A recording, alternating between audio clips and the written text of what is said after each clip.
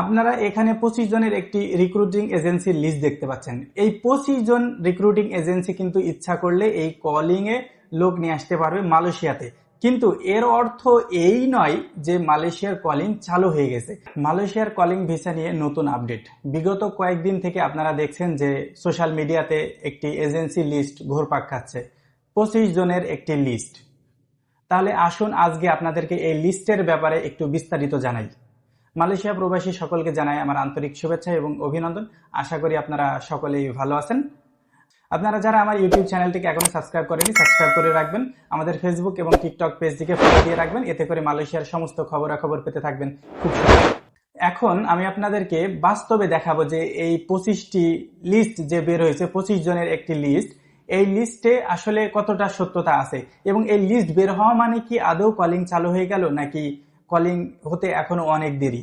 Medical centre কোথায় হবে এই বিষয়েও কিন্তু এখন পর্যন্ত কোনো খোলসে আসেনি। আপনারা যা কিছু দেখেছেন ওয়েবসাইটে সবকিছু কিন্তু সত্য না, এবং সোশ্যাল মিডিয়াতে যা কিছু ঘুরপাক খাচ্ছে সেখানেও কিন্তু কিছুটা সত্যতা থাকলেও বাকিটা কিন্তু সত্য না। আসুন আপনাদেরকে বাস্তবে দেখাই এই FWCMS এর যে 25টা রিক্রুটিং এজেন্সির লিস্ট বের হয়েছে, এই লিস্ট আসলে কতটুকু বাস্তবসম্মত। আসুন এখন সরাসরি FWCMS এর ওয়েবসাইটে থেকে আপনাদেরকে দেখাই। আমি ইচ্ছা করলে কিন্তু স্ক্রিনে রেকর্ডিং করে দেখাতে পারতাম, কিন্তু আপনারা ভাবতে পারেন যে এটি হয়তো এডিট করা, তাই আপনাদেরকে এইভাবে সরাসরি স্ক্রিনে দেখাবো FWCMS এর ওয়েবসাইট থেকে। এই দেখুন, এটি হচ্ছে যে FWCMS এর ওয়েবসাইট, অথবা আপনারা নতুন একটি ব্রাউজার নেবেন, আপনার ফোনে যে সার্চ দেবেন FWCMS লেগে সার্চ দিলে এখানে যে প্রথম লিঙ্কটি আসবে এটি হচ্ছে যে FWCMS এর অফিসিয়াল সাইট। এখন এখানে কিন্তু যে কেউ ইচ্ছা করলেই এই সাইট থেকে এই বিষয়টি চেক করতে পারবে। এখন দেখুন, আপনি যখন এই ওয়েবসাইটে যাবেন, এখানে যে FWCMS লেখা, এখানে নিচে যাবেন অ্যাফিলিয়েটেড ক্লিক করার সাথে সাথে এখানে নতুন একটি পেজ চালু হবে, এবং এই পেজে দেখুন দেওয়া আছে মেডিকেল সেন্টার। এখানে যে মেডিকেল সেন্টারগুলো দেখতে পাচ্ছেন, আপনি কান্ট্রিজ বাংলাদেশ সিলেক্ট করতে পারেন। এখানে অনেকগুলো মেডিকেল সেন্টার দেখাবে, কিন্তু এই মেডিকেল সেন্টারটি এই বছরের না। এই মেডিকেল যে সেন্টারের লিস্ট দেওয়া, এগুলো কিন্তু গতবারের মেডিকেল সেন্টারের লিস্ট, তাই এটি কিন্তু অরিজিনাল এবারের মেডিকেল সেন্টার না।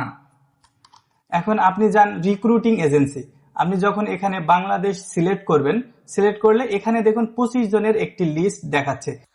আপনারা এখানে 25 জনের একটি রিক্রুটিং এজেন্সির লিস্ট দেখতে পাচ্ছেন। এই 25 জন রিক্রুটিং এজেন্সি কিন্তু ইচ্ছা করলে এই কলিং এ লোক নিয়ে আসতে পারবে মালয়েশিয়াতে।